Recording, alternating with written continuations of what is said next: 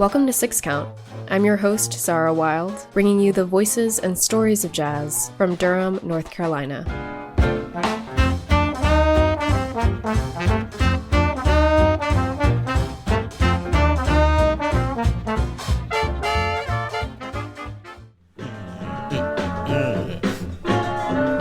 This is Homecoming. Soweto, Kinch.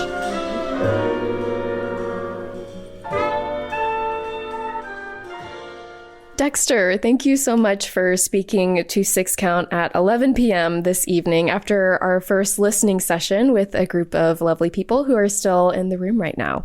Yeah, absolutely. Thanks for having me. This was a wonderful opportunity, and I had so much fun tonight. Well, thank you so much for curating this fantastic playlist for us. You also had so many cool historical tidbits that you shared, and also what was, happening at the time and who was influencing who. So I think everyone learned a lot. But you have some personal news that you released just this past week about a new album, your debut album. So will you share a little bit about that? Cool. So my debut album, New Perspective 2024, we are set to record in April of this year. This album is pretty much homage to the late, great Dr. Brian Horton, who has influenced most of my writing pretty much from my graduate school experience at North Carolina Central. And also to the other mentors and colleagues that have passed on, Mr. Arnold George, Teresa Renee, and most recently Samuel King. Pretty much I'm just using the album as a way, it's closure. I haven't really healed completely from it. I don't think I will heal completely from the loss of these people. But it's a sense of closure, and hopefully for others, it's a sense of closure as well. I could at least provide some comfort that their lives were not in vain, and their contributions weren't in vain as well. And of course, it's difficult to distill the impact that someone had on your life, but how do you feel like you make sense of the impact that Dr. Horton had on your life, as well as these other mentors? For Dr. Horton specifically, the way that I make sense out of it, I don't make sense out of it as far as the way that it happened. I mean, you can't make sense. I mean, it's all these deaths were tragic, and that's just what it was. But we can make sense of the impact that they had on us, right? It's like with Dr. Horton, his writing, his creativity. Though I may not have understood him, and I actually mentioned this in my GoFundMe with my mission statement for the album. Even though I may not have really understood him a lot, he was a very interesting individual.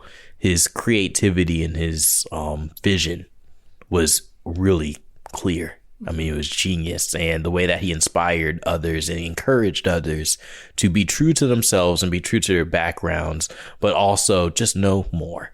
It's okay to know more. It's okay to learn more. It's only going to benefit you.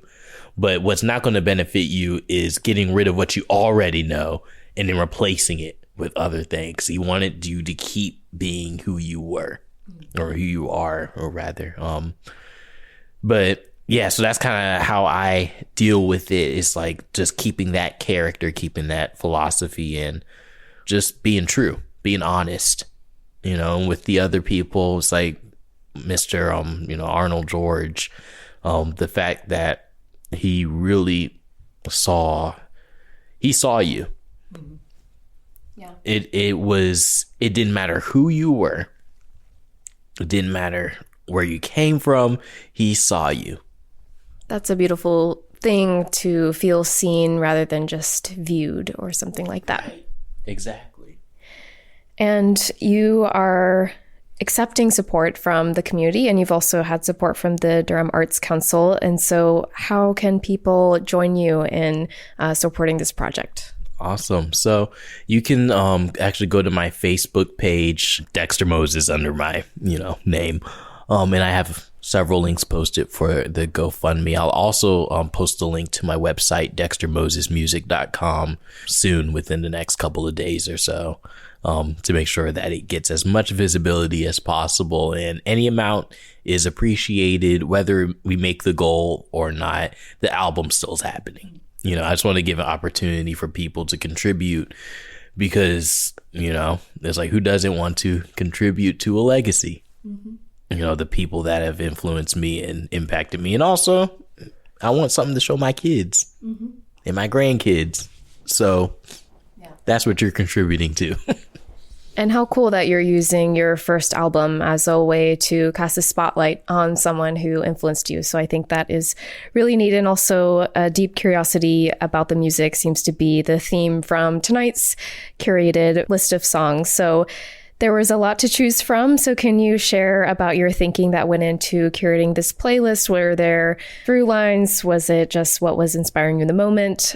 So the playlist was initially, I wanted to curate music that made us ask questions. And when I say ask questions, it's about certain artists. For example, one track I shared with Bud Powell playing in almost pretty much the style of Thelonious Monk during a period where we just recognize him for his playing with Charlie Parker and Dizzy Gillespie, where it's more linear bebop lines as opposed to the percussive and tension nature of Thelonious Monk. So just giving us different ways to think about what was actually going on during these times, like what beyond what the critics told us. It's like, what were they actually thinking and what deliberate decisions were they making, during this time. It lets our imagination run with it.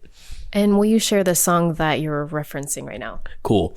So this one is from Bud Powell and the Royal Roost sessions. It's a version of Bag's Groove. He recorded that in 1953. And another song I shared from Bud Powell was his version of Off Minor from Thelonious Monk. And I believe that was recorded in 47. Is there any takeaway that you got from listening to them again with this group that you hadn't had when you were initially putting it together? When I listen to music, I enjoy it because I know these specific facts about it.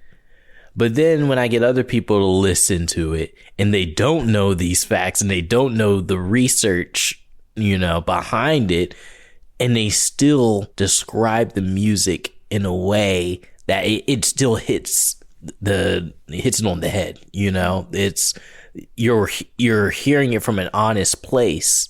It gives me different avenues to think of it, as opposed to the stuff that I've read from interviews or critics or just even my own experience. It just tells me that the music is doing its job, which is delivering its message at the end of the day.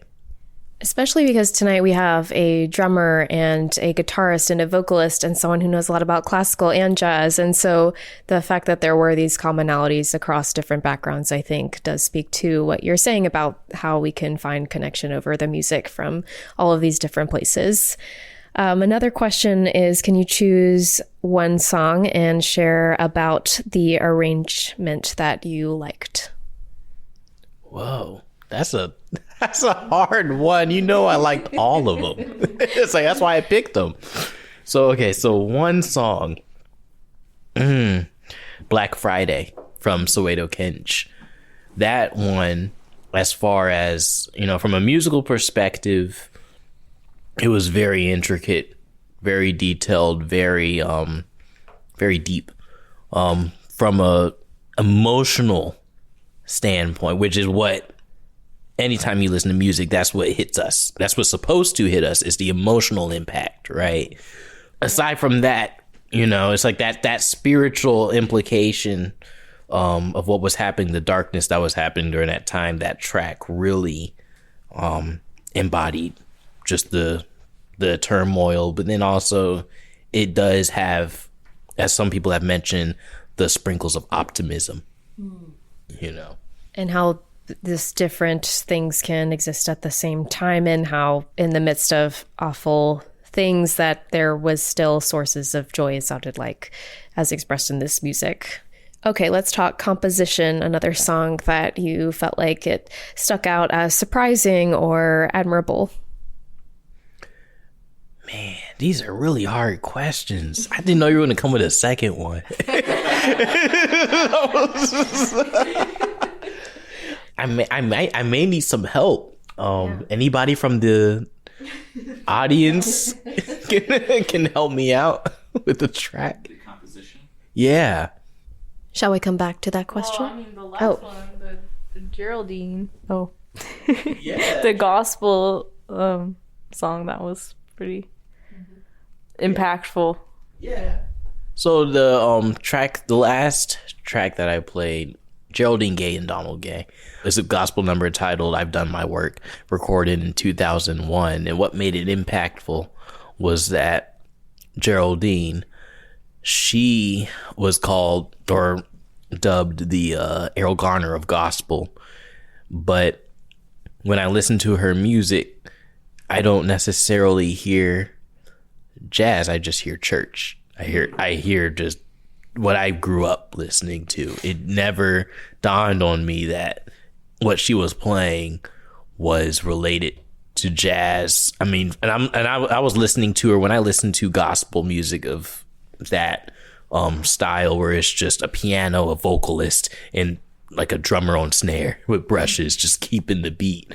I go back to when I was in church in the pews, just listening when I would go to funerals and they would play these old gospel hymnals, and it just took me back there. I didn't even think, oh, this is some swinging stuff. I mean, it was, but initially it just took me back to when I was a kid listening to it. And I was like, whoa, this is what I like. Yeah.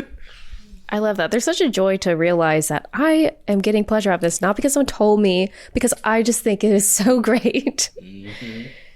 Now, will you choose a song and share who it reminds you of?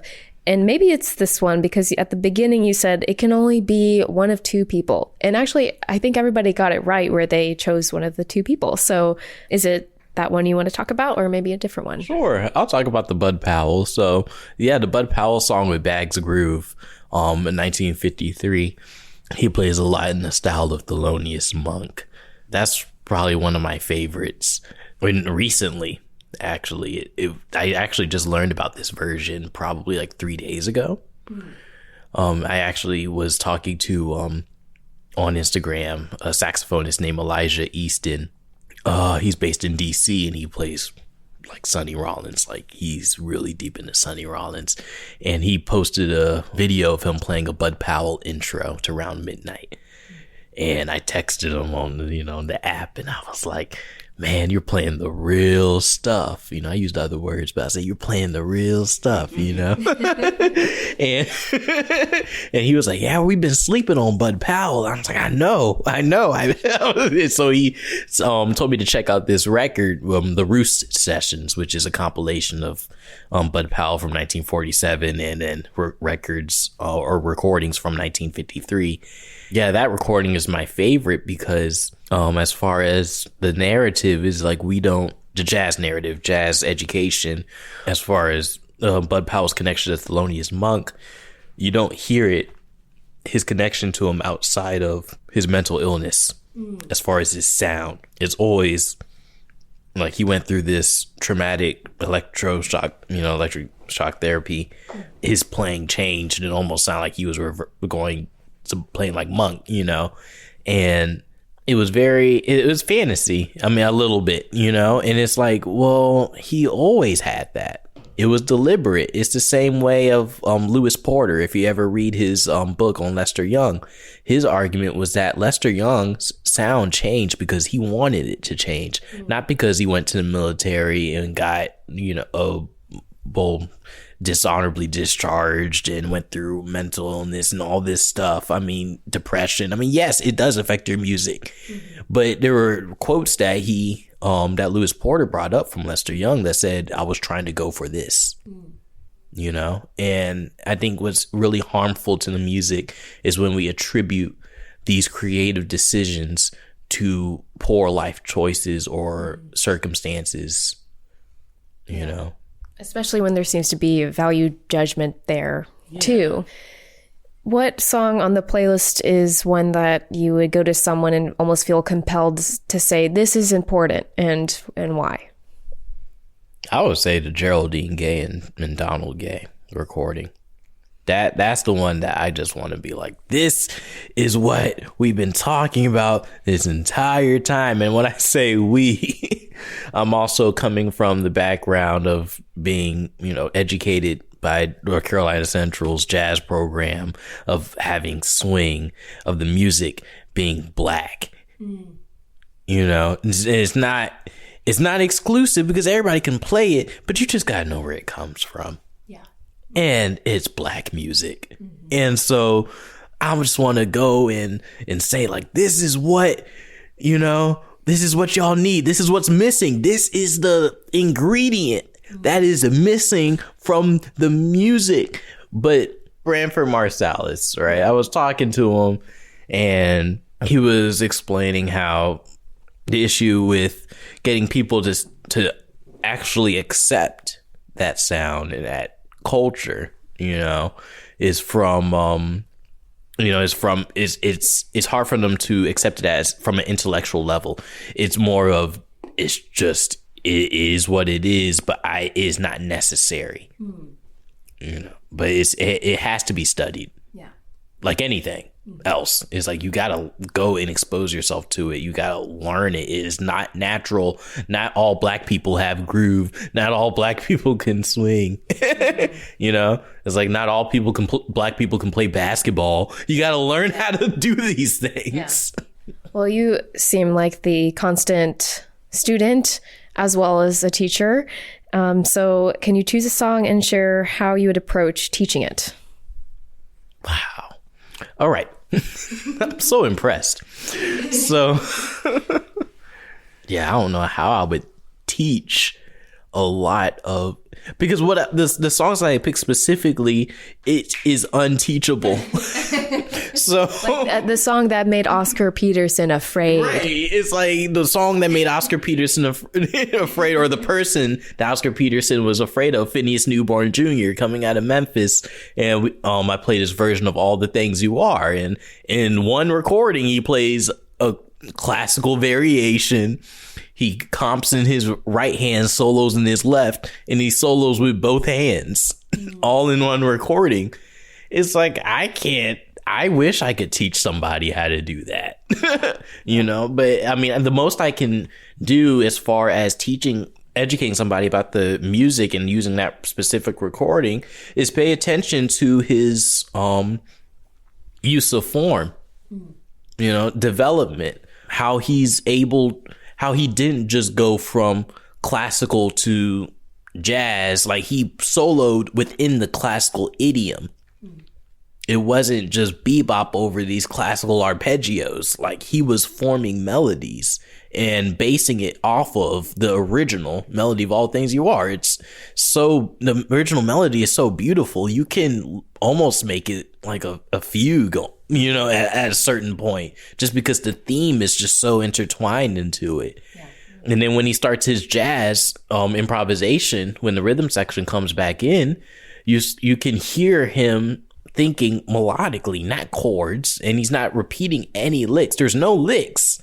Everything he played was purely melodic, and I can't teach that. You have to surround yourself by it, and also understand where it comes from. It doesn't come from just learning bebop. It comes from learning what they were listening to. You think, like, what were the people in 1940 listening to? What did they have access to? It's like recording technology went back 10 to 15 years at the most. They were listening to those old Fletcher Henderson records, Louis Armstrong, whatever it was. That's what they were checking out. And you can't isolate all these periods. It doesn't make sense. These people were still alive during all these periods. There are old musicians that have been alive during every movement of jazz. Yeah. So you can't, you just have to just listen to all of it. Can you speak to what you were sharing about earlier in the session about bebop and swing dance, and how usually Lindy Hop is doesn't have that much bebop with live bands, but you were making the case that perhaps that shouldn't be, that we should incorporate more bebop into Lindy Hop music. No, absolutely. I will say I'm unfamiliar as far as if there is dance specifically tailored towards bebop. I just know from studying the music and being an education system, once bebop happened, dance died, apparently, which is not true. If you need to fact check me on that, go to Robert Trowers. He is the director of the jazz program at North Carolina Central. He is a wonderful human being. He will definitely quickly tell you that that's not true. So as far as what we listened to Charlie Parker playing Cherokee with that rhythm guitarist Efferge. I can't say his first name, but last name Ware. And the whole recording was dancing. Tempo didn't move at all. It was in the pocket. He was playing so much bebop, but it was danceable. We also listened to Jay McShann, I'm Forever Blowing Bubbles, with Charlie Parker playing lead alto saxophone. And when his solo started, everybody was getting real excited. You could hear people going, woo, because it was danceable. So as far as Lindy Hop, as far as I've seen, there hasn't been enough representation musically of the bebop period and how it's connected to the early swing period. If you listen to, like, I want to hear Billy Eichstein. I want to hear his arrangements. Play that dance. I want to hear Oop Bop Shabam. You know, I want to hear Land of Oobla-Dee. I want to hear all that stuff at these events. I do, like I told everyone, I do appreciate the Eddie Bearfields, you know, and the Blue Devils and all the older swing bands that weren't recognized for their work at the time of their conception. And I do appreciate the revival efforts of those bands. That's really important, and it's amazing that that's happening, you know, still. However, I feel like this narrative of these separate styles is ridiculous. As far as, you know, what does Charlie Parker have to do with Duke Ellington or Count Basie? It's like everything. Yeah. That's where he came from. That was the roots. And I think that just needs to be exposed. Well, Dexter, thank you so much. Best of luck with finishing out the fundraising campaign and embarking on this new recording project. Absolutely. Thanks for having me. This has been awesome.